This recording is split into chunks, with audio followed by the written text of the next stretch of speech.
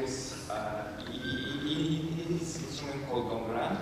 It's a Kazakh national musical instrument, and it plays a significant role in Turkish culture too. So I think every Kazakh plays this musical tool, so it's very spiritual, and it has very long history. So I'm gonna play a few songs, and each song has their own history. The first song will be called Yéti, and the history of this key is that the creator of this key wanted to show the spiritual side of the culture.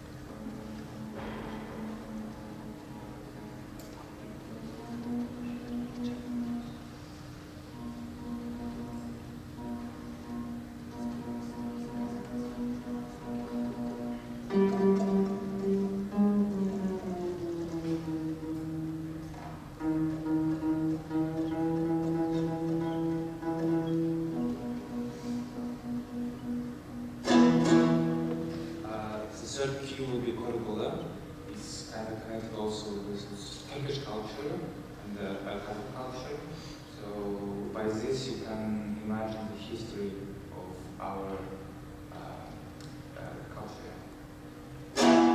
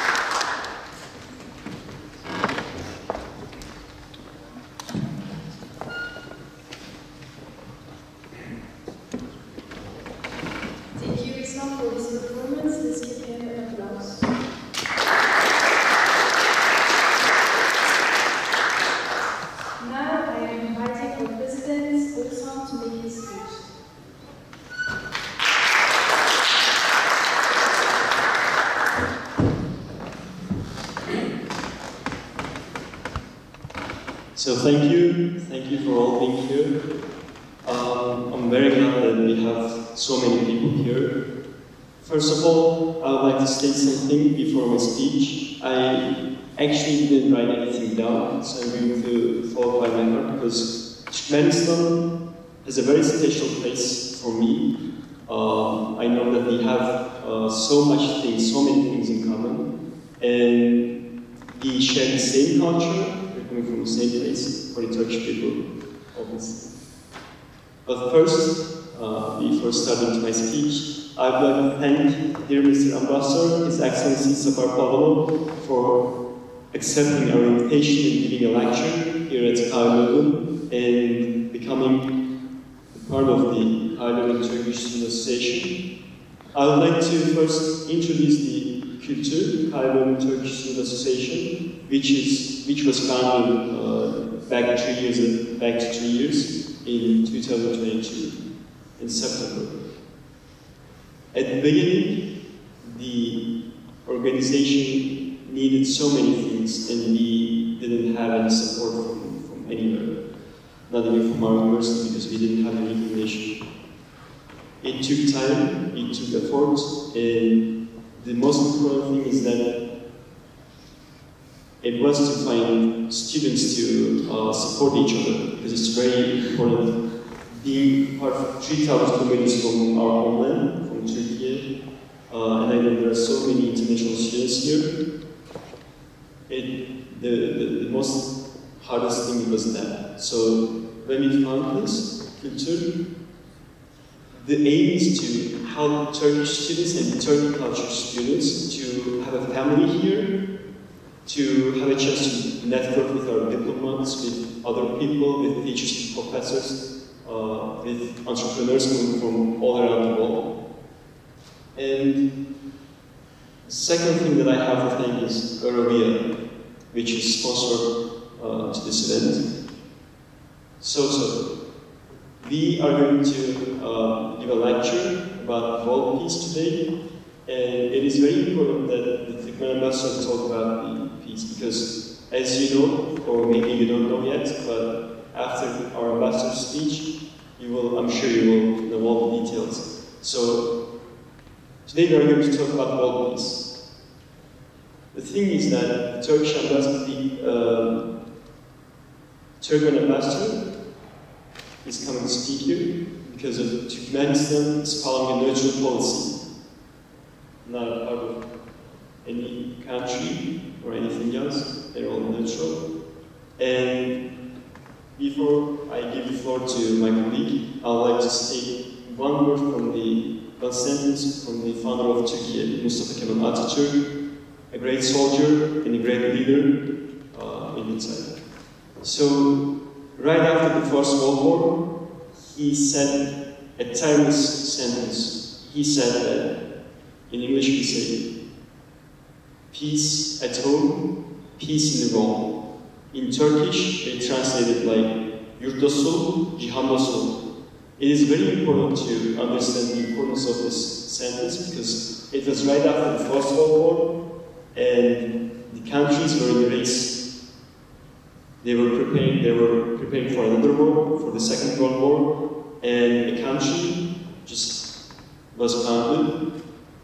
They didn't run any war. They were following neutral policy, and right now, I see that such a great leader is improvising. I mean, it's very important to have some timeless sentences like this. Now I would like to give the floor to my colleague. And thank you for coming here, and becoming a part of this lecture. Thank you.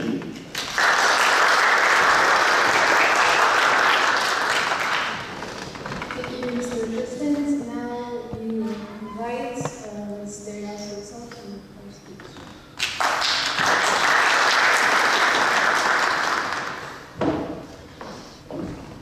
Hello everyone. Today I will try to make my speech in two languages, so in Turkmen languages for sure, in French and in English. Welcome to all of you. Bonjour à tous. Aujourd'hui, nous sommes réunis pour parler de la politique de neutralité permanente du Turkménistan. à KUL, parce que le Turkménistan est un pays ayant le statut de neutralité permanente, et aussi que le pays envisage de déclarer cette année de paix et de confiance. C'est la raison pour laquelle, avec les étudiants de KUL, on a décidé de célébrer cette année. Selam, hoş geldiniz. Şu maslahatımızda halklara parahatçılık ve Türkmenistan'ın bir taraflık siyaseti hakkında fikir alışlarız. So welcome to all who will talk about the permanent neutrality, but also about peace, because Turkmenistan declared this year the year of peace. As we know, Turkmenistan does a lot to make promotion of permanent neutrality, and also about peace, but not just in Central Asia, especially all around the world. They tried to resolve the civil war in Tajikistan. They had like a mediator role. They also tried to give like humanitarian aid to Afghanistan. That's why we want to invite the ambassador to make his speech and to explain more about the promotion of peace by Turkmenistan.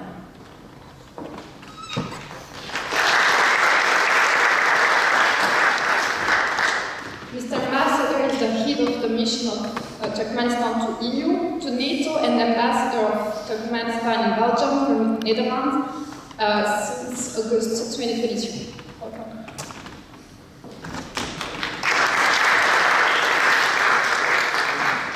Thank you very much for the introduction. Thank you very much for the organizers of this event. If you told, when I came in this building, I was really impressed by the magnificence of this building, and it's an honor to speak to you here on this stage, and also it's a responsibility. And I'd like to address my speech. The main topic of my speech will be peace, and what contribution we do in Turkmenistan in order to have peace in Turkmenistan, in the region Central Asia, and in the world. Here, it's also an honor to be here because tradition meets innovation here, and the knowledge is not just preserved but consistently renewed here.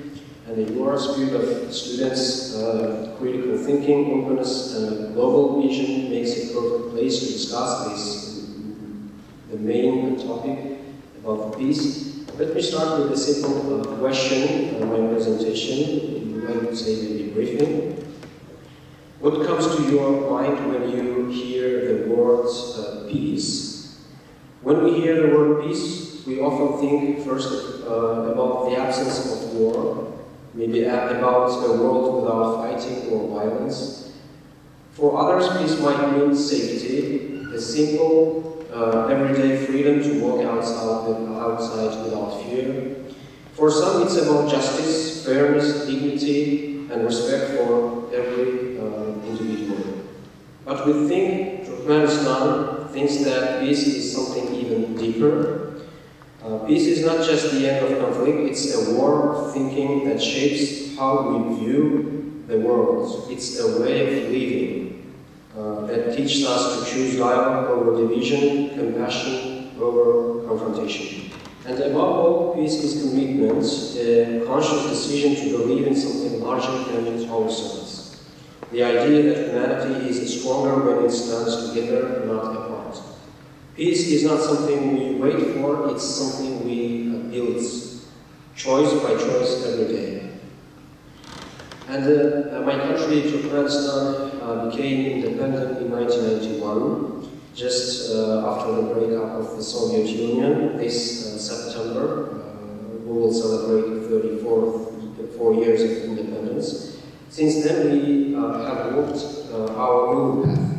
One guided by permanent neutrality. Our country is larger as Spain and is located in a strategic, very complex region bordering Afghanistan, Iran, Russia, and other Central Asian countries. This location is very important because it influences our foreign policy and how we ensure peace and security in the region. But Turkmenistan is much more than its location. It has a very deep historic and cultural heritage. Long ago, Turkmenistan was part of the Silk Road, an important trade road that connected Europe and Asia. Our people were not only traders, but also scholars, poets, and leaders who helped build great civilizations. However, history also brought difficult times, and a period our country faced challenges that slowed its development.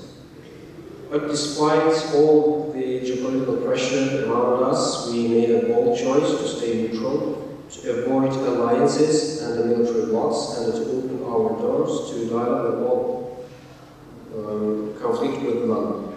At the beginning of independence, Turkmenistan faced many difficulties, especially the economic problems after the end of the Soviet Union.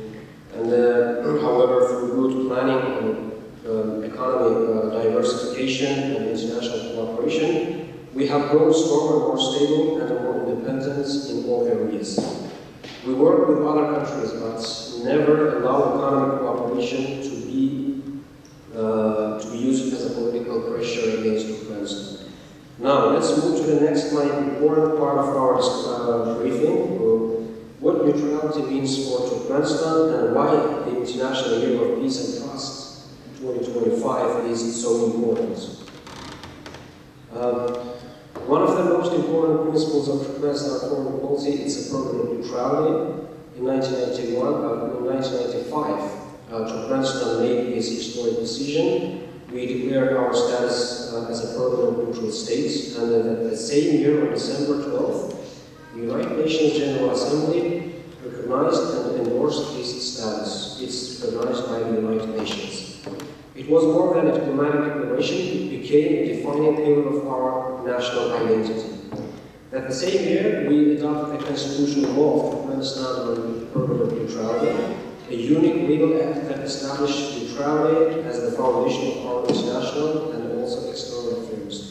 Let me quote its first article of this law. It says, first article, the permanent neutrality of Turkmenistan is the basis of its domestic and foreign policy aimed at strengthening stability and harmony in society and developing friendly and mutually beneficial relations with the countries of the region and the entire world. This law is not a symbolic, it's action-oriented. Words such as cooperation, contact, relationship, and dialogue appears no less 10 times across just 12 articles. They reflect the spirit of openness, balance, and an inclusive partnership that defines our approach to global engagement. Turkmenistan does not classify countries. We don't have this practice to classify countries friendly and unfriendly countries. Now, I want to clarify one thing. When I say Turkmenistan is neutral, I don't think passive. Neutral is not sitting on the fence. It's not being silent or indifferent. For us, neutrality means, first, we don't join military alliances and don't allow foreign military bases on our territory. We don't participate in conflicts, but instead work to promote peace and dialogue. We maintain balanced diplomatic relations with all nations, focused on mutual respect and cooperation. We support humanitarian aid and regional development projects that contribute to long-term stability. We call it active neutrality, and we live by it. Neutrality in action for nearly 3 decades, Turkmenistan has shown the world that neutrality is not isolation. It's engagement without confrontation, cooperation without obligation, and a dialogue without division. Let me give you some real stories, success stories. One of the earliest examples of Turkmenistan's role as a neutral mediator was during the Tajik civil war between the Tajik government and the opposition at that time. And we had hosted in Turkmenistan 3 rounds of this peace dialogue between them. UN-led peace efforts, because it was under the United Nations efforts also. These diplomatic efforts help reduce tensions in the region and prevent further escalation. These talks laid the foundation of a potential peace agreement between them. And Afghanistan. While many countries saw Afghanistan only through the lens of conflict, we saw a neighbor who needed connection. So we extended the electricity lines, railway projects, and even a gas pipeline called TAPI. We have started this pipeline construction through the Afghanistan to Pakistan and India. What it gives to Afghan people, it gives them the jobs, it income. It's not just for the Taliban forces there, it goes to the ordinary people there. And the Russia-Ukraine conflict. In today's world, it's hard to not take sides. But we choose a different road to maintain balanced diplomatic, humanitarian, and economic ties with both countries, with Ukraine and Russia. We send humanitarian aid to Ukraine, especially for children. At the same time, we maintain dialogue with Russia. And Ukrainian companies also successfully continue to work in Turkmenistan, realizing huge infrastructure projects on the ground. That's not easy, but it's consistent with our principle, no war, only dialogue. Turkmenistan believes in the power of diplomacy and the trust led us to propose to the United Nations that 2025 be declared the International Year of Peace and Trust. The General Assembly adopted this initiative with a broad support. We are not asking the world to celebrate an idea, we are asking the world to live it. In a time of profound geopolitical tension, widening distrust, and eroding multilateralism, we must remember trust is not a luxury. It's a condition for survival. Without trust, peace is impossible, and without peace, development is unsustainable. In December 2025, we will host in Turkmenistan a high-level international conference in Ashgabat. Within the framework of the Year of Peace and Trust, the agenda will include building new frameworks for preventive diplomacy, establishing platforms for confidence building, and giving greater voice to neutral states as facilitators of dialogue and peace. This is our contribution to a world in need of bridges. The international community has once again recognized the value of Turkmenistan's foreign policy through two important resolutions recently. On March 21st, 2025, this year, the United Nations General Assembly adopted by consensus the new resolution, Permanent Neutrality of Turkmenistan. It emphasizes that our neutral status is not only embedded in our constitution, but demonstrates effectiveness as a tool for preventive diplomacy. And importantly, recommends that the territory of neutral states be used as venues for peaceful negotiations, an endorsement of what Turkmenistan has already practiced for decades. And October last year, 2024, the United Nations adopted another resolution initiated by Turkmenistan. It's a zone of peace and trust and cooperation of Central Asia. It's also initiated by us. It recognizes Central Asia as a space of peaceful cooperation. Highlights milestones such as the Central Asian Nuclear Weapon-Free Zone Treaty, and emphasizes the importance of regular dialogue among regional leaders. This resolution does not only reflect Turkmenistan's role, it reflects our region's emerging identity as a source of stability and constructive multilateralism.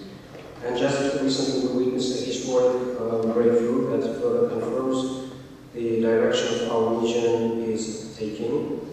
In International Year of Peace and Trust this year, Tajikistan and Kyrgyzstan reached a long-awaited agreement on the full delimitation of their shared borders. This agreement resolves one of the most sensitive and long-standing disputes in Central Asia, peacefully through negotiation and political will. We extend these heartfelt congratulations to our Tajik and Kyrgyz brothers and to all of Central Asia on this achievement. This is an encouraging example, and we hope to see more peace agreements and a diplomatic breakthrough during this symbolic year. It sends a clear message to the world: our region is transforming into space free of conflicts and controversy, a region of peace, trust, and pragmatic cooperation. I'd like to say a couple of words about the preventive diplomacy. Our most prominent institutional contribution to regional peace is the United Nations Regional Center for Preventive Diplomacy for Central Asia, established in 2007. This is not just a regional office, it's a global model. This center is the world's only UN center specifically dedicated to conflict prevention and not crisis response. From water and energy to border issues and transboundary security challenges, this center brings countries together before conflicts erupt. This conflict, our conviction that early dialogue is more effective than post-conflict reconciliation. A view we promote regionally and globally. We believe that preventive diplomacy should be a global priority. Given the success of this center, there is now growing interest in creating similar centers in other parts of the world, and we express our readiness to cooperate with all the countries who are willing to establish this kind of center in their countries. Let me take you away from geopolitical for a moment into a Turkmen tradition. In the past, when someone needed a new carpet in Turkmenistan, if you are not aware, we have three main pillars of our traditional economy. It's a handmade Turkmen carpet. It's the Ahalteka horse. It's the most beautiful horse in the world. And an Alabay dog. It's a shepherd, straw dogs. And in the past, when someone needed a new carpet, the women of the village, or schools, would all gather and wave it together. Not because they didn't have their own carpets or waving rules, mechanisms, but because cooperation was a tradition. And the same was true for baking bread. We call it tandır. Families used the same clay oven, taking turns and sharing the bread with neighbors. That's what I mean when I say peace starts in community. Neutrality is not just a policy, it's a reflection of how we see the world as the shared, as human, as connected. You are not just students, you are future diplomats, lawyers, journalists, tech innovators, and peace builders. The world you inherit will be complex, but neutrality offers an alternative to division, a way to build trust where others see threats, a platform for dialogue where others see rivalry. Turkmenistan's path shows that even a small state can play a big role if it chooses peace over power and a dialogue over dominance. So, let me finalize my briefing and try to answer the question, what does peace mean to us? I hope you have a better answer. Maybe it's not just about ending war. Maybe it's about never letting it begin. Maybe it's about being the space where others can find common ground. And maybe, just maybe, it's about building a world where neutrality is not weakness but wisdom. Thank you very much for your attention.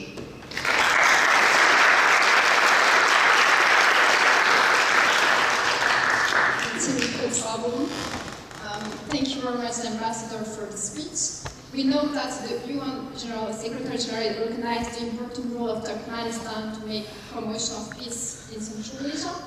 But for peace, we have one question. Why did Turkmenistan choose a permanent neutrality? Was it a necessity? Okay, we have these questions. I have to clarify. Turkmenistan chose neutrality not because it was forced. It's because it believed in it and about the neutrality. When we gained independence in 1991, it was a very difficult time. We were at the crossroads to be a country under the influence of other countries, or to be more neutral or independent, to choose our own path. And we did. We chose our own path to be more neutral. Not because we wanted to isolate it, just we wanted to open our doors for everyone who are going to cooperate with Turkmenistan. Neutrality allows us to offer even our grounds for peace dialogues. It's the most important. It's not just a political necessity. It's a moral choice. I would say a moral choice for Turkish people. For that reason, we choose this path, and we demonstrate on the ground that it's more effective. And it's very helpful for the region to keep the stability in Turkmenistan and the region and so on. Thank you very much. I also have one question before my final question. Does Turkmenistan permanent neutrality issues create any discomfort or difficulties for Turkmenistan? Of course, neutrality, to take this path, it's not an easy task, because the big players of the world, they accept us to take the sides. But Turkmenistan, we do cooperate with all parties, but if we see the beneficial cooperation, and also we don't cooperate with powers against another. And when we do cooperate, we identify the priority directions, spheres for both sides. And you know, the situation in the world, it's very difficult, and it's very divided. And when you try to be neutral, of course we feel the pressure. But there is the international, I would say, the more responsible community. We have to be, when we see the ensure that our neutral policy are respected by our partners, we take a step forward. And we are strongly committed to our neutrality policy, and we try to be bridge between the countries. We talk to everyone. We establish our diplomatic cooperation with all countries of the world. And as we mentioned before, we don't divide the countries to friendly or unfriendly countries. We are ready to cooperate with all parties, with all countries, if our neutral status are respected. Thank you. So thank you, dear Master. It was an amazing speech. And I have a question, if you let me. What is it like to maintain neutrality while cooperating with major players in organizations such as the European Union? Thank you. Oh yes, this neutral status of Turkmenistan, it doesn't limit Turkmenistan to cooperate with any organizations. We do cooperate with the powers, with all organizations in the world, with the European Union, even with NATO. For example, with the European Union now, the cooperation, interregional cooperation and bilateral cooperation, it's becoming more stronger. And we could elevate our interregional cooperation to the strategic level. We had in Samarkand the first ever summit. When we cooperate with them, we really identify the priorities that doesn't conflict with our neutral policy.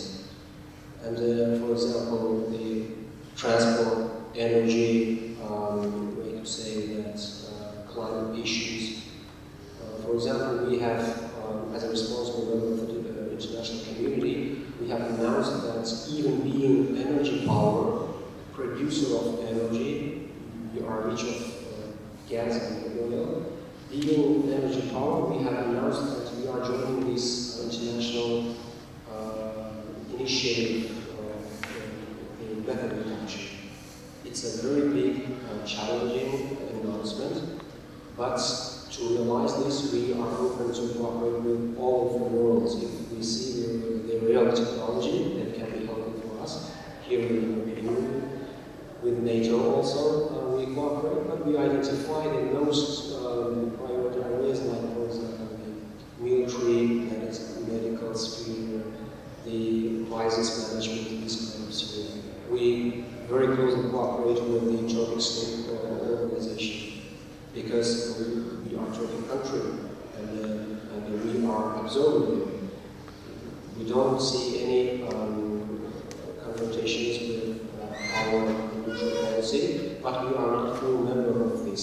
This neutrality, it's more responsibility, and it requires to be very carefully when you cooperate with your partners. Very carefully approach, because you have these neutral statuses and responsibility. Thank you. Thank you very much, Yéti. I think that you have questions also for the public. Sometimes a very big challenge also to explain this neutrality, because there is some misunderstanding between the isolation and this cooperation. Because when you say that we are neutral, some partners they think that we try to be isolated. No, it gives us more even comfortable platform for our partners to use the Turkmen land as a neutral land for their peace dialogue. I do remember when before Taliban became power in Afghanistan, we offered our territory for the government at that time and the Taliban force to have this, to host this peace dialogue. We don't choose the countries or conflicts. If there is conflicting parties, want to use the more neutral grounds, platform, just we are able to do. It's a challenge to even sometimes explain what's the neutrality. If you have questions. Okay, I'd like to come to you with some questions for my speech presentation. I have some small surprise for you. Let me try to give some questions.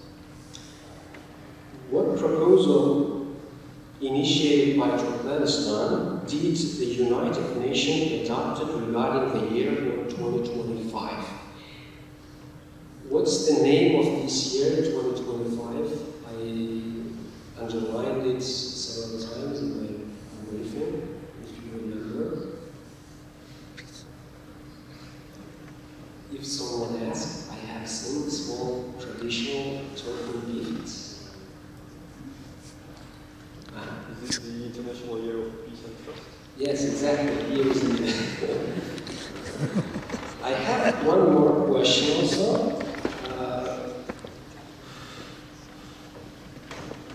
What's the name of the United Nations regional center established in Ashgabat in 2007? I said that it's the only center in this format in the world that we have under the United Nations. In 2007, it's established. It's related with preventive action.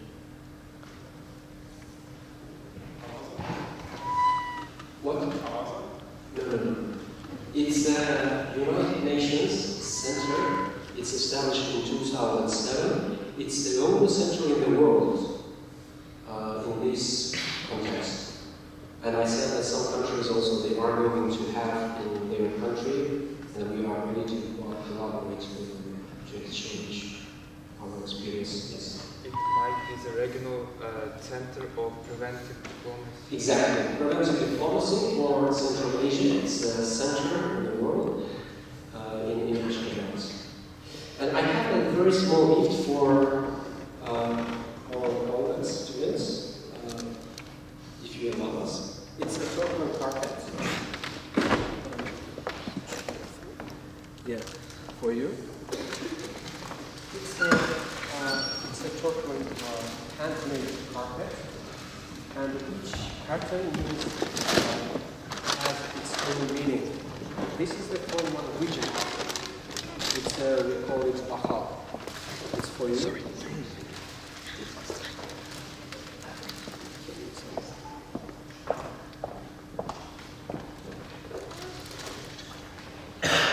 It's for you. Thank you. And this one. This is the. We thought that one of the winner will be ladies or women, because we prepared these gifts. Maybe you can give it to your mother or sister. This is the handmade also. It's made by handmade Turkmen carpet. It's a case for ladies, and it's a modern. Now our Turkmen ladies, they started to very popular to use this. Thank you. Thank you. Thank you very much for your attention.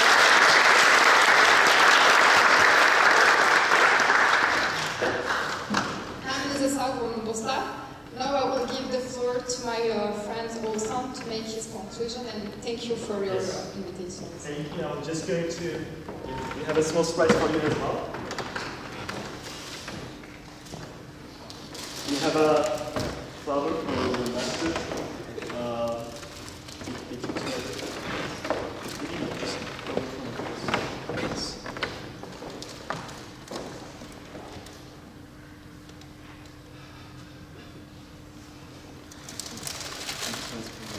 Thank you very much. Now we welcome all of you to taste the Turkmen food in the reception.